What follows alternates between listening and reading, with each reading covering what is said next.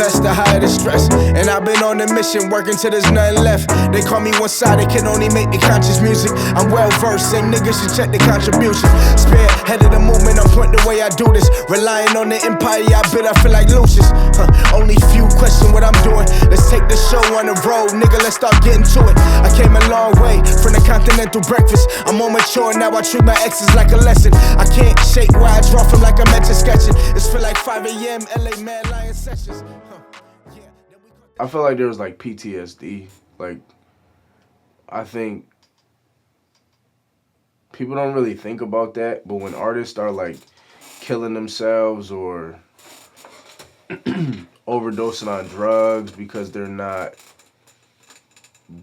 getting that high, because it's like a natural high to like step on the stage and people are screaming no matter what you say.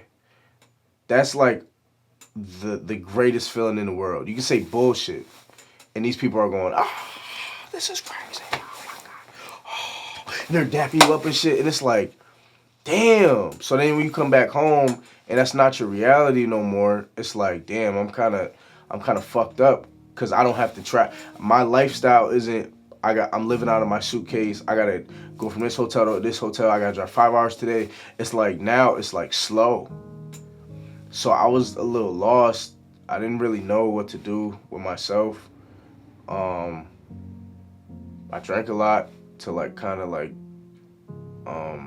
pass the time, and I did a lot of shit I probably shouldn't have done, but it fucked me up a little bit. I think it's stressed him out a lot more, and I think he feels like he has to be on a certain track at a certain age. Like, he sets these boundaries for himself that, like, I feel like sometimes is too pressuring for him, and him even being at the house now, I know he doesn't probably want to be there.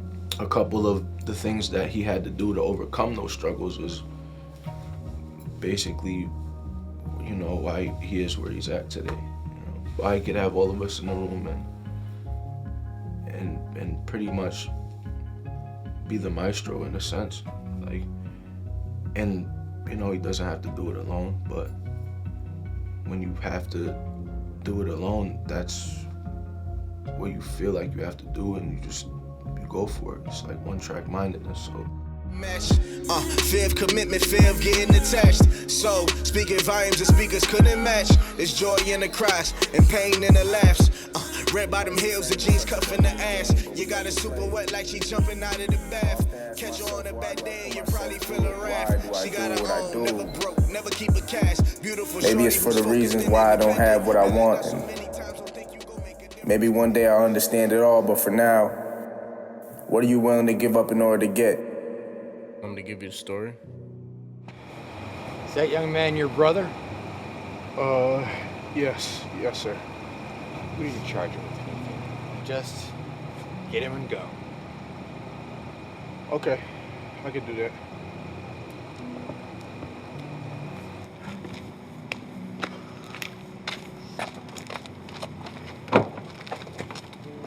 All right, come on, yo. Let's go. You ready? You ready? You good? You need to leave. Oh, I'm good. All right, come on. All right. Come on. Good. One could say it's my fault, but there are numerous factors that lead up to, you know, the encouragement of what transpired. So we had some shit that happened before where I had to get him out. Not get him out of jail or no shit, but I had to pick him up from like the police station. And me and him fought. Like, I was trying to bring him back home and he tried to grab he wanted to jump out the car. And I was like, nigga, I'm not about to let you jump out the car. So me and him, this nigga's huge, I'm grabbing him while I'm driving. So then he starts like grabbing the wheel. He's incoherent, he's drunk. But I'm like, yo, like, why are you doing this? So then I punched him in his face. And it was fucked up, but I punched him in his face, and me and him were literally like fighting in the street.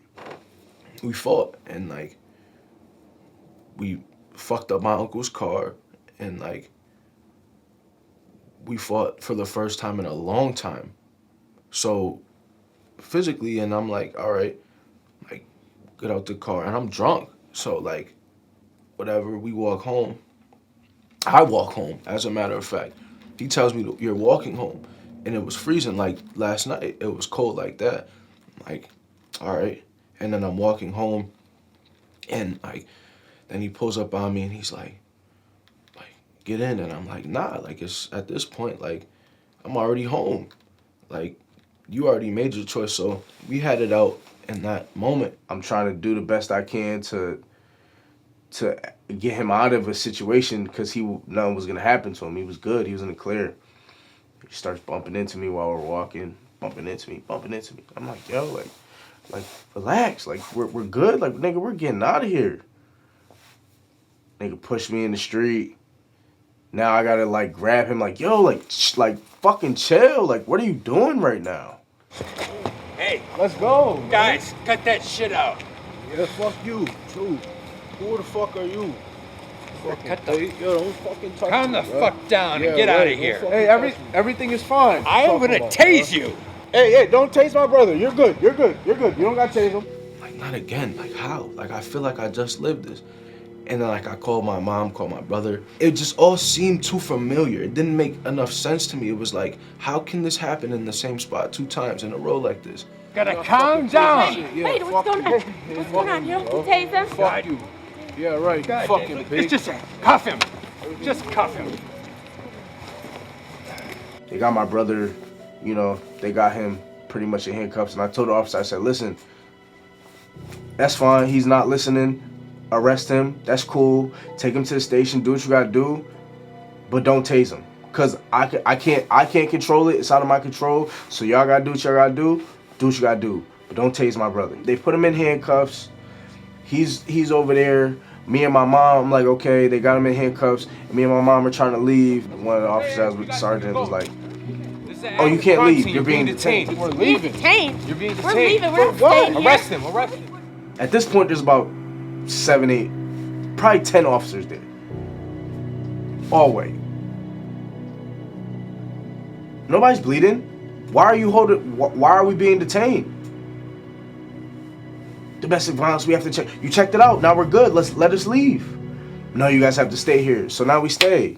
Drew was already gonna be handcuffed or whatever, and Trey, we were arm in arm, and the sergeant was like, he was gonna say something to Drew, and the police officer was like, "What? Don't say anything to him." And he was like, "I want to tell my brother he could talk to my brother. He's walking by. They're telling us they're not reading him his rights. Then they're telling us we're not reading anybody their rights." I'm like, "So you're not reading anybody their rights? You don't have to do that." Like, no. We're like, okay, whatever. Then we're leaving. No, you're being detained. And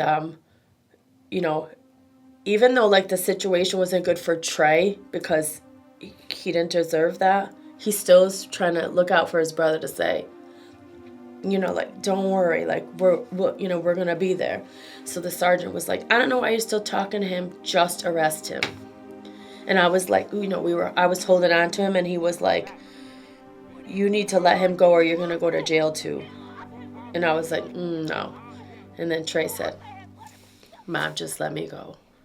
So the dude, he's grabbing my arm, he takes me, and he starts trying to, I had a hoodie on, trying to throw my hood over my head. Then he's like trying to knee me. And I'm catching him. Ooh, 1, 2, 3. He hits me 3 times. And I'm like, why are you doing this? And now you're trying to throw it over. And I pushed him off of me. Like, get the fuck off of me. Like, I don't care if you're a cop or not. You don't need to be hitting me. You're trying to arrest me for nothing that I did wrong. Get the fuck off me. So I threw him to the ground. I guess I got hit with a taser in my back while me and him are going at it. The second time, I got hit. And that shit fucked me up. I got hit. And that shit hit me in my back. And I felt like I was about to shit myself. Get off him! Let him Calm go! down. Get off him! Man, Get stop. off him! Stop. Get off him! She was on the phone with me because I kept on calling her and I was like, oh, I don't know what's happening. And I just heard a lot of commotion, and I know that after that he was kind of really affected by it. And like he tried to, I don't know, I feel like he tried to kind of maybe like overcome it, but it was still stuck in his head that like he got tased for his brother, and he felt like he may have been still not getting the amount of I don't know. No, I don't want to say respect because that's not it, but just like the appreciation for him going out of his way and stuff like that, I guess. But yeah. I don't know. It wasn't a good time in any of our lives, but it's something that happened and he's grown from it, and I don't know. All I can do is like be proud of him and who he is. So like the energy is like, I told you we could have an argument and then like, okay, wait a minute. No, like you can't disrespect or challenge my brother in a sense that's going to anger him. And especially when we don't like cops in general. Not all cops, for the record, but just, cops, whatever. So he was like, you're not gonna tase my brother? And then I'm like, all right, so we're gonna tase you. And then it's more fuck yous, taser.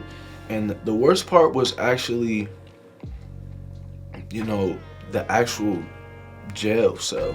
The police, So I think it was, a little family situation that had happened with the police thing. And, how police are, once police get involved, it don't matter, if y'all just doing this or that, they gonna approach it in the same way. And then when you're dealing with black people and the way police are acting nowadays, it got out of control, it escalated. So we in the police station now, and we don't really know exactly how it went down. We just got calls and we rush down there, we get down there. And it's me and Jay and I think, who else was with us? Al, somebody else. So we get down to the police station, and Jay, he's in a frenzy upset because, this is baby Trey, we talking about, So he run up on the police. It's like maybe like 4 or 5 cops in the station at the time. He runs in the back, and he like, who tased Trey? Each officer, who was it? Give me a fair one. Y'all ever heard of a fair one? This is what we doing. Dang, I was wilding. It's a laughable moment now, but it wasn't then, because to know my nephew got tased, I don't know why he got tased. Both of my nephews are sitting in a jail cell.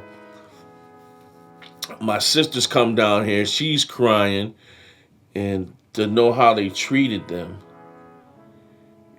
My levels were just through the roof, and it was like protection. They hurt Trey. Once again, now they gotta leave. With that, it could have been way worse. They could have tased him. They could have shot him. They could have, his mother was dead. You're dealing with your mother. You know that. I just lost my mom, so I know. You don't take none of that for granted. So something could have happened with his mom. His brother's dead. It's a family issue. So it could have been way worse. So I tell him, every time I talk to him, he came out that beautifully. That's a lesson to be learned, because what was crazy is a couple weeks, maybe a couple months after that, a dude that me and Trey know crashed in front of the studio right here while me and Trey is in the studio at 4 o'clock in the morning. His car is on fire outside the window of the studio. I wake up Trey because he done fell asleep in here. I was doing something in the back, so I seen it, I heard it all. I run outside, it's a kid that we both know. We pull him out of the car while it's on fire, before the police come and everything, right? When the police come and gather, we all outside talking about it. I actually got some footage of it on my phone. And it turns out it's the police that tased him. And the craziest thing about this is the police chief who had my nephew Trey tased was somebody that was a friend to me growing up, all through grammar school, through middle school and high school. So he's the one who had Trey tased. Definitely something that made me look and like fix things within my being. And inwardly, I know he's told me that he had to look and fix some things within his own self. So that altercations definitely like pivotal, and my mom had to see it. So it's an ugly narrative. It's very ugly. It's not something that you want anybody to have to actually witness and go through. Nobody died. People could have died. The cop knew my uncle and still tased him. Not once, 2 times. So it's like, all right, there's a problem within our little situation, like as a family, but that could be adjusted. But there's also greater issues within the own institutions of how things work, the municipal, the state, the federal. So what was the mindset after all this happened? I'm on my way, look at me, I'm on my way, I'm on my way. Grinding to the grave, trying to find my place, bout it every day. You made me this way, get the fuck out of my face, yeah. Stay humble, they say, I ain't been sleeping in days, yeah. I wanna be great, tell by the look on my face, yeah. I wanna be great, tell by the look on my face, yeah. Came here just to ruin the party. Realize you bitches is faking and Barbie. Versace all over my body. Turn cocky, I'm sorry, I know the Lord got me. People how I move, but I like they don't watch me. Friends turn to foes and the foes do not stop me. Ride every beat, you might dry like Ducati. I'm Johnny Tsunami, the way do not drown me. Every rap nigga gon' say they the one. Only rap nigga with KRS-One. Kind of remind me like, you know, the J. Cole's and all of those type of guys. I For no one, no shit. pot of gold, I was down on my luck. Start talking money and watch them switch up. I love the lyrics. I love you put some thought into what you was doing. Priorities, fuck, nigga. You made me this way. Get the fuck. Don't worry about people say they can't play it in the clubs, whatever, because DJs ain't only in the clubs. I wanna be great. Tell by the look on my face. I love the energy, the professionalism. I'll go with 3 as well. You know what I'm saying? Keep rocking. I hope you niggas see it in HD. How ironic how showing love made all of the weak ones hate me. When the label